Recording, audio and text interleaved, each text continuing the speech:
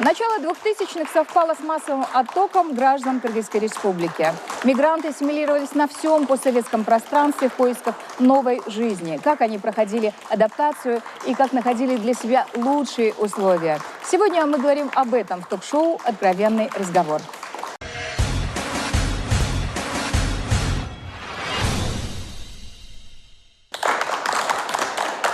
Создатель интеллектуальной площадки «Табарман», успешный предприниматель, духовный обогатитель, тот, кто дает тысячам кыргызстанцам веру в себя и помогает создать свое дело.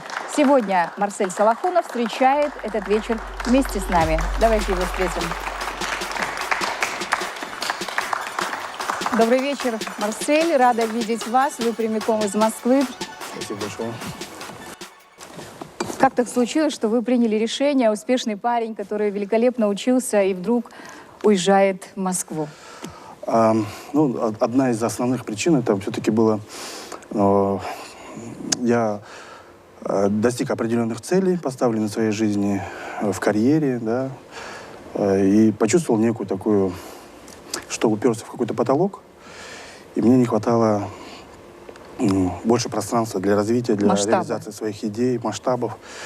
И у меня был большой голод к знаниям, новому опыту, окружению. И, соответственно, я принял решение в то время уехать в Москву, мегаполис Российской Федерации, где я с удовольствием провел последние годы своей жизни. Соответственно, достиг определенных новых каких-то вершин. Опять же, но наметив для себя новые горизонты. И, конечно.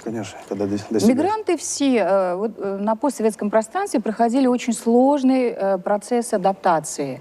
Кто-то прилетал, работал официантом, таксистом и так далее, и так далее. Вас это коснулось? Естественно.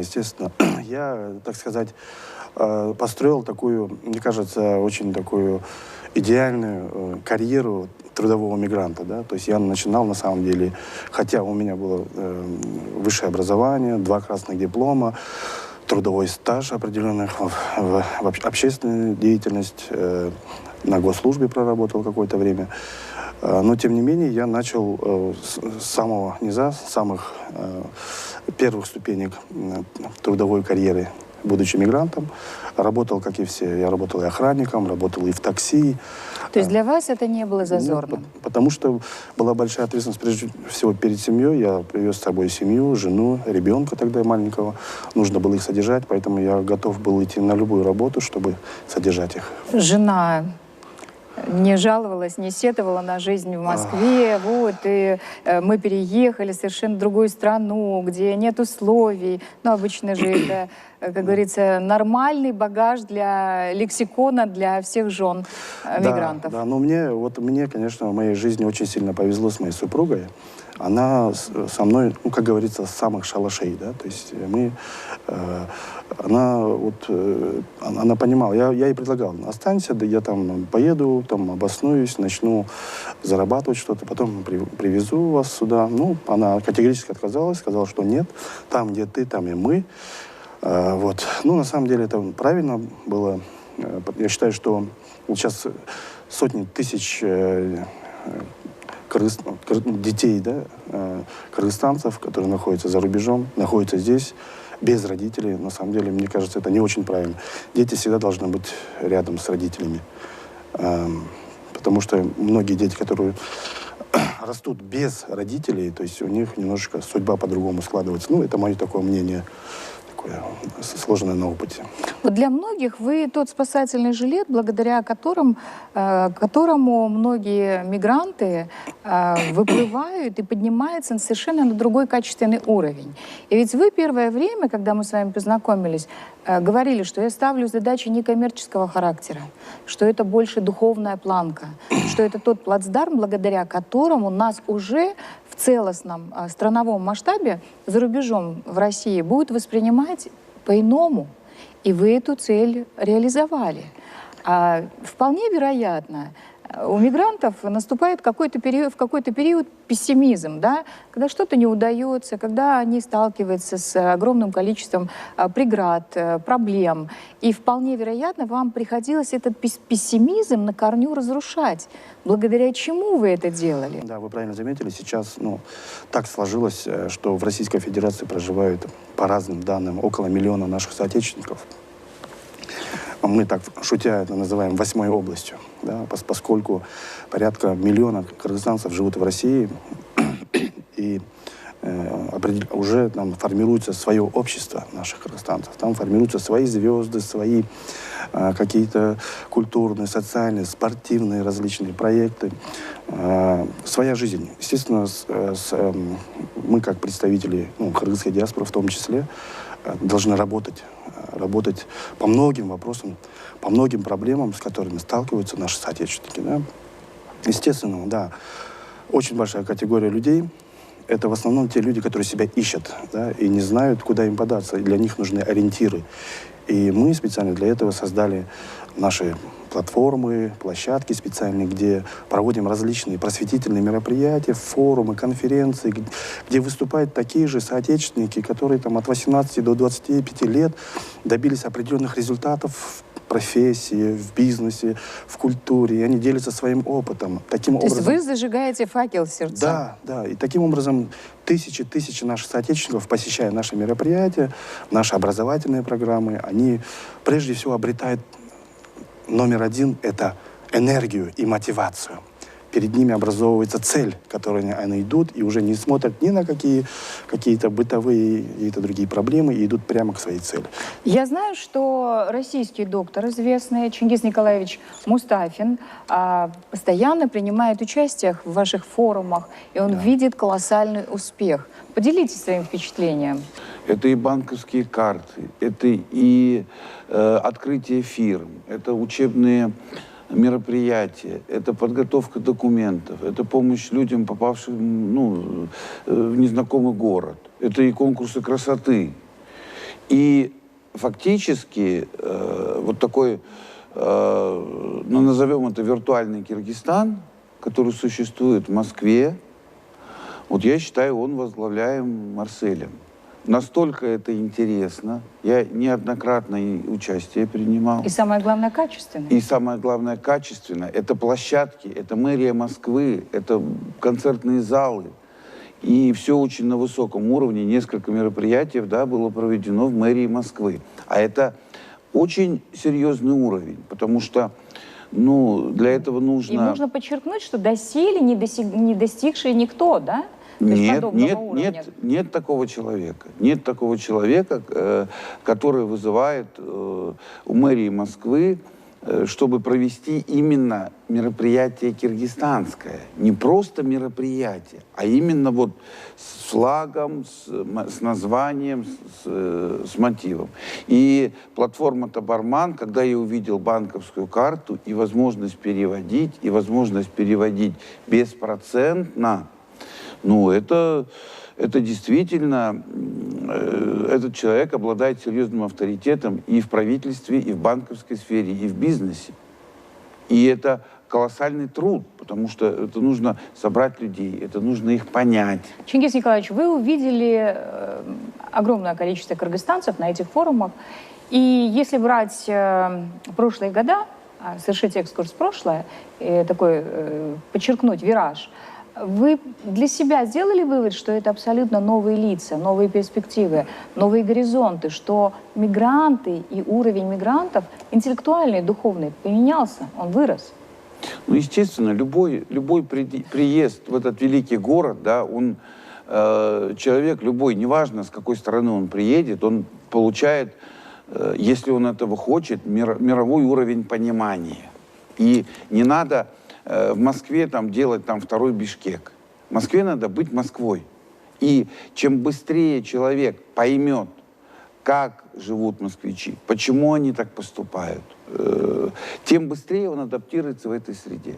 А Марсель, он именно, у него это направление. Он не создает какой-то закрытый анклав, собравшихся людей, которые там вспоминают, ностальгируют по своей родине. Да, Нет. и которые живут по своим правилам. Которые Но сейчас живут я- по своим но правилам, Я сейчас да. все-таки хочу подчеркнуть, Да. что у других стран нет такого Марселя за пределами, Нету, который нету. задает тот тон, Да. благодаря которому многие выросли, Да, подтягиваются, да, и да. уже нет пути назад, оставаться Да. прежним.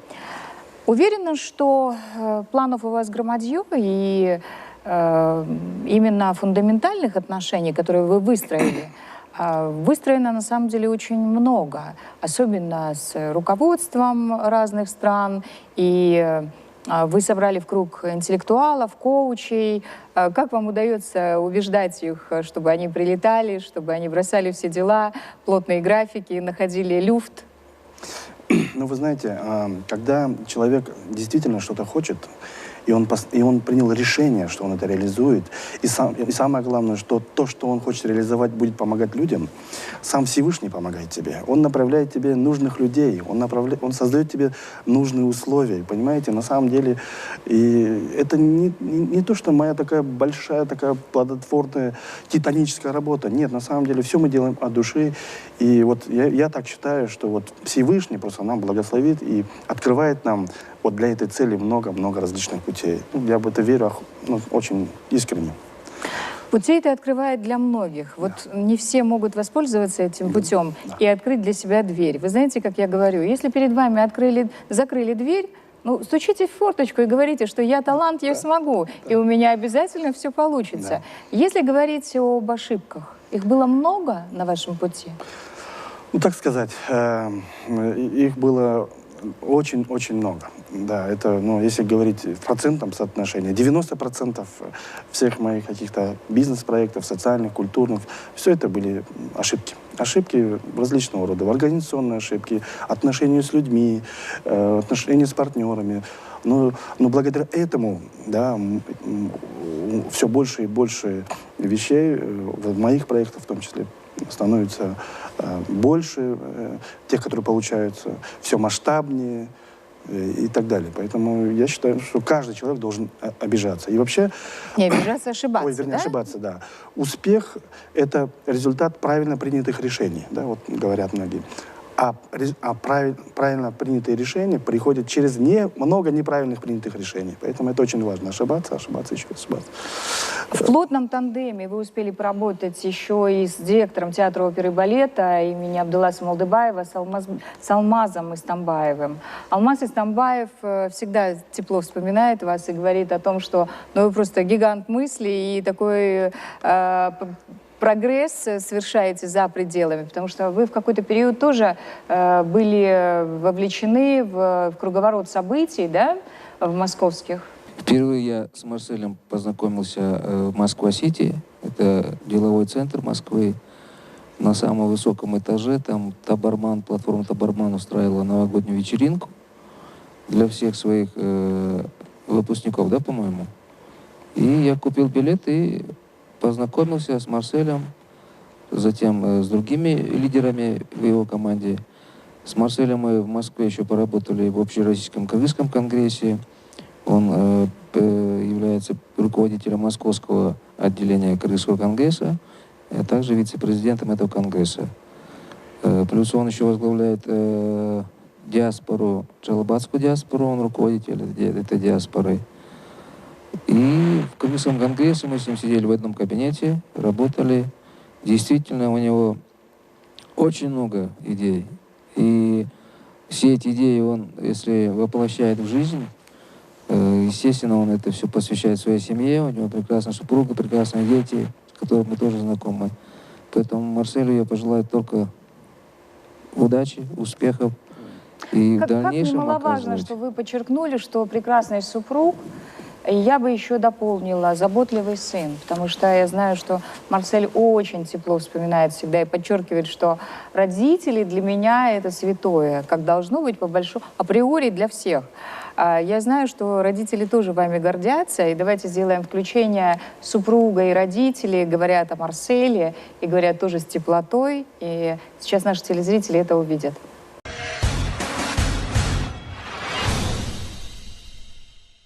Ну, одним словом, я скажу, что мы очень любим И И гордимся. гордимся. А все у меня самые сыновья такие чудные, дочка. Мы гордимся с мамой, что мы вырастили таких детей. Я у Вселенного прошу своему сыну здоровья, долгой жизни, и чтобы у него всегда было процветание в работе, чтобы рядом была его семья, жена, его дети. Мы его все любим, братья его, родные. Марсель на самом деле творческая, уникальная личность. Когда мы учились в студенческие годы, он тогда еще воплотил проекты «Молодежь против наркотиков», «Против терроризма». И все эти годы, все эти 18 лет он не изменял своим идеям, своим мечтам. Также работает каждый день над собой, над проектами, воплощает их в жизнь.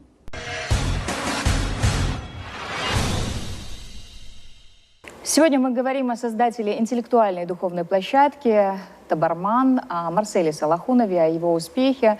Я уверена, что он сам осознает о том, что прошел долгий, витиеватый, сложный, такой многослойный путь, который увенчан успехом.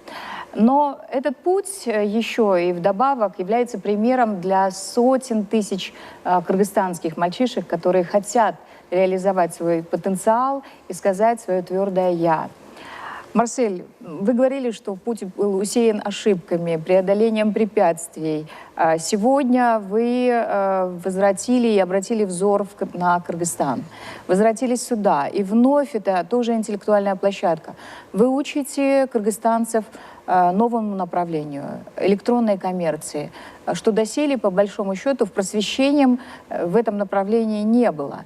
Насколько с охотой перестраиваются наши кыргызстанцы? Наша целевая аудитория, с кем мы работаем в Москве, это наши кыргызстанцы. Наше обучение прошли тысячи кыргызстанцев. Около 500 предпринимателей мы обучили работать именно на рынке электронной коммерции. Научили их продавать в розницу оптом на различных интернет-платформах. Соответственно, многие уже стали Сомовым, Рублевым миллионерами, чем мы очень сильно гордимся.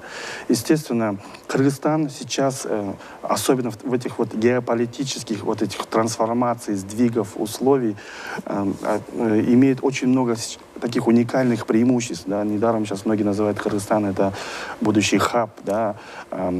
Хаб нового шелкового пути, да, торгового пути. И поэтому очень важно сейчас массово населению Кыргызстана, предпринимателей обучать именно электронной коммерции, потому что именно за этим будущее. Все переходит в цифру, все переходит в онлайн-продажи. И любой предприниматель, неважно, он продает, перепродает или производит, он просто обязан научиться продавать по всему миру, находясь в Кыргызстане, через интернет.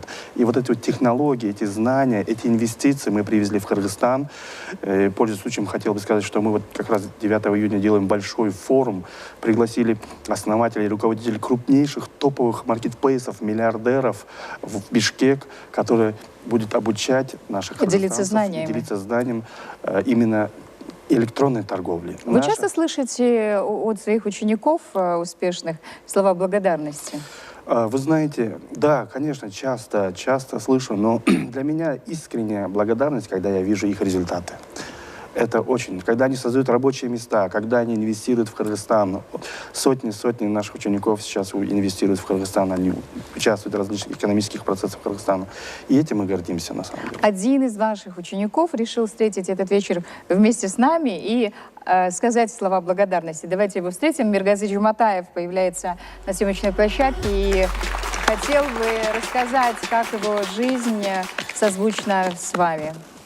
Когда вы впервые попали к Марселю Салахунову, встретились на площадке «Табарман»? Это было в 2020 году, после пандемии. Я решил уехать, поехать в более развитую страну, в город, и я выбрал первым это Москву. И там уже совсем другой город, другие размеры, другие масштабы. И я решил, что нужно именно начинать с развития личности. Я встретил Марселя Джусуповича, компанию «Табарман». И я понял, что это путь на новый уровень жизни. И я понял, что не ошибся. Очень многому научил меня лично Марсель Джусупович. И посещал их масштабные тренинги. А были события. какие-то сомнения у вас? Вот справлюсь, не справлюсь? Для чего я иду? Для чего поднимаю? Нужно ли мне это все? В смысле моих личных целей? У вас были внутренние сомнения? Да, моя жизненная позиция – это жизнь одна, и нужно просто делать следующий шаг. И в этом нет сомнений. Просто, может, со временем, может, рано или поздно, но то, что ты хочешь, то, к чему ты идешь, оно все равно сбудется. Это моя личная позиция. И вот в этом более В чем вы конкретные шаги. реализовали сейчас? У меня есть, я основал клуб «Железная дисциплина», называется. Это... Вы сейчас живете здесь? Да, сейчас я в Бишкеке. То есть прокачиваете современников, да? Да. Сколько у вас подчиненных в команде? В команде 8 человек сейчас, ключевых людей, а в целом те, кто обслуживает, человек 25-30.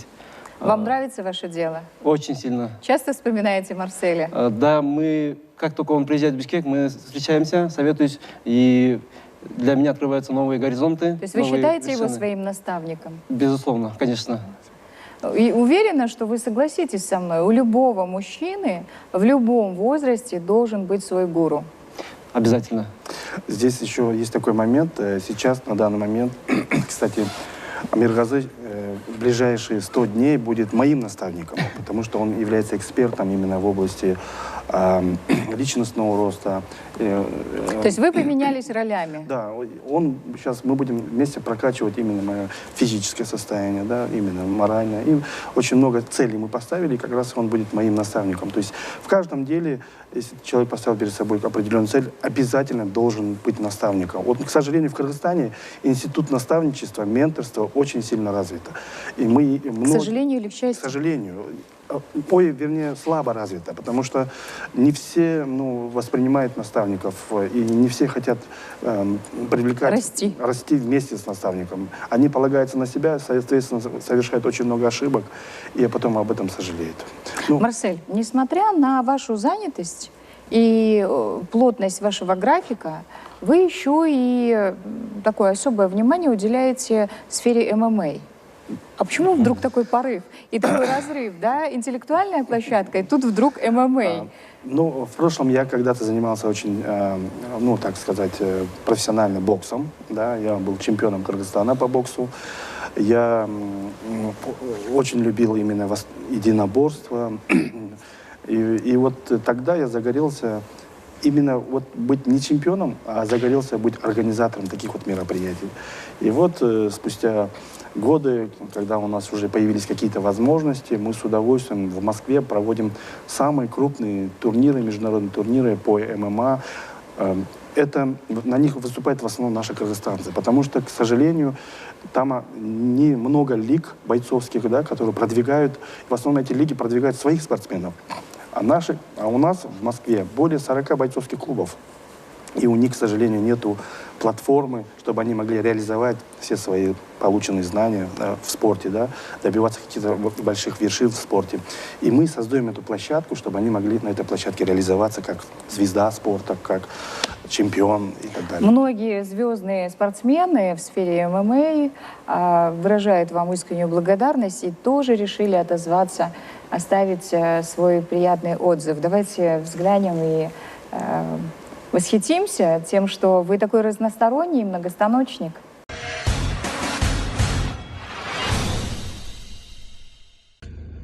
Ассаламу алейкум, кыргыз элим. Мен Уланбек уулу Марсель, көптөгөн уюмдардын чемпиону. Убакыттан пайдаланып, Марсель Салахунов агабызга ыраазычылык билдирип кетейин дедим эле. Неге дегенде көптөгөн спортсмендерге поддержка берет. Моральный жактан, финансовый жактан көптөгөн поддержкаларды кылып келет. Андыктан сизге чоң рахмат. Алга Кыргызстан.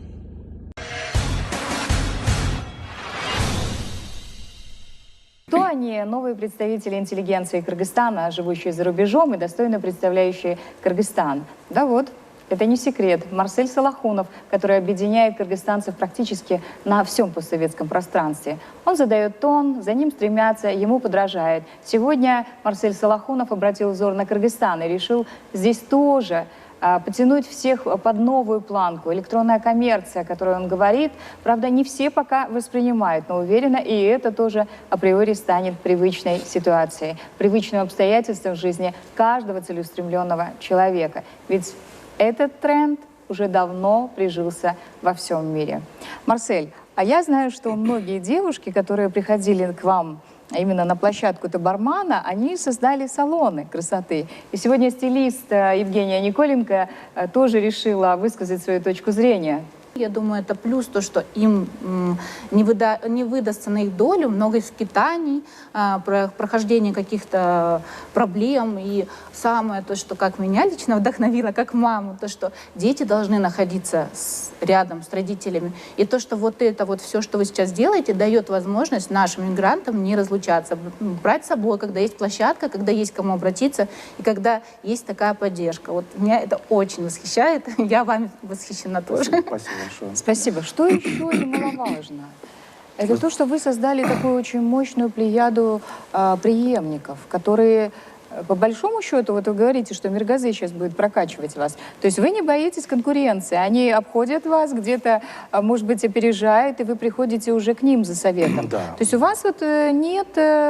Знаете, у многих есть дух соперничества со своими учениками, чтобы они пожизненно остались учениками. А вы это воспринимаете адекватно, нормально. То есть вы считаете, что это норма. Они выросли, теперь они подучат вас. А вот родители ваши, они как радуются вашим успехам? Они говорят вам комплиментарий? Ну, вы знаете, конечно, родители, они, безусловно, гордятся тем, что мы делаем. И я горд, что вот мой родной братишка Марат Салахунов, Ильяс Салахунов, моя родная сестренка Венера, все они ведут себя достойно, да, достойно, потому что это прежде всего результат воспитания наших родителей. И они гордятся нами. Естественно, мы, безусловно, им за это очень сильно благодарны. Мы всегда это благодарим и будем благодарны. Да. Мы рады, что они живы, здоровы, что они с нами. Относительно вот ваших слов, вот я подчеркну, порядка 80-90% наших предпринимателей, бизнес-сообщества кыргызстанцев в России – это представители женского пола. Да? И вот меня всегда удивляло, почему так. Почему... То есть и там перевес? Перевес, да. 80-90% предпринимателей – это представители женского пола. И я понял, что именно наши кыргызские женщины, они, во-первых, очень смелые. Они принимают решения для себя быстро, чтобы что-то действовать, менять. Они готовы рисковать, они идут на риски. К сожалению, вот почему-то мужчины этим не отличаются, наши, да, они больше хотят жить в зоне какой-то комфорта, да, там таксуют, и все, им хватает. Но женщины готовы экспериментировать. И этим, на самом деле, очень удивительно, да. И это прекрасно. Да, это прекрасно. Тамара Борисовна, вот так адаптировался человек за пределами страны, да, что ведет за собой массы. Ваша жизнь, ваши отношения к жизни, и хочется сделать выводы для наших зрителей. Сразу краткая ремарка. Чем сильнее женщины, тем слабее мужчины. Тут палка о двух концах. Я могу сказать, что вот Марсель и уникальный человек, но также можно сказать, что это настоящий мужчина, пример настоящего мужчины. Потому что прям по пунктам могу объяснить. Во-первых, человек получил образование, здесь все имел, но он поставил новые цели. Как только мужчина в любом возрасте, в 30, 40, 50, 60 и так далее, ставит цели, жизнь интересная, жизнь наполненная и жизнь радостная. Это 100%. Всем мужчинам надо ставить и менять цели. И даже у вас была такая фраза: у нас много целей. Это вообще замечательно. Второе, вы сказали, что ошибки были. Естественно, да, я предлагаю всем заменить слово «ошибки» на слово «уроки». Из каждого урока надо делать выводы. Тогда успех. Потом вы очень хорошо сказали про наставничество. Наставника обязательно нужно в любом возрасте, и мужчинам, и женщинам. Человек, который... Это не мама, не папа, не свекровь, даже не близкие друзья. Это человек, который трезво оценит обстановку и не скажет, как действовать, а покажет путь или 2, или 3 пути. и будет болеть, и будет понимать, не будет завидовать, не будет ревновать и так далее.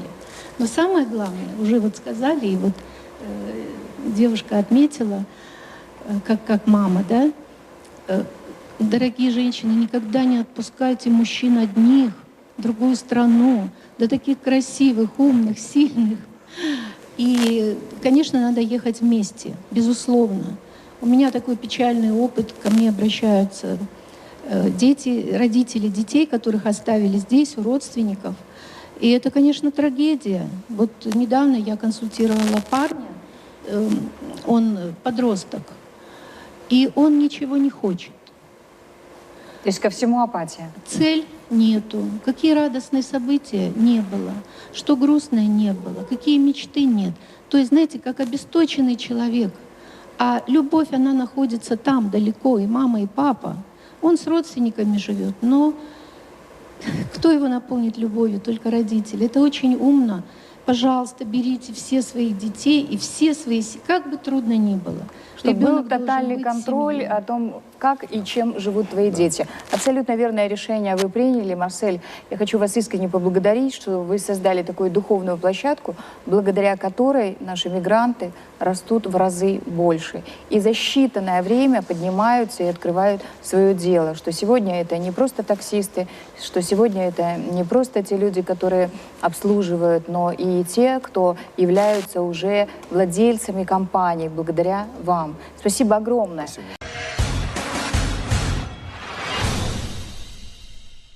Ну а я, в свою очередь, хочу завершить словами. Чтобы быть успешным, нужно испытывать страсть ко всему тому, что ты делаешь. И не бояться шагать по-новому, как это делает наш участник Марсель Салахунов, глава Табарман. С вами была я, Соль Молдахматова. Мы встретимся ровно через неделю и продолжим откровенный разговор.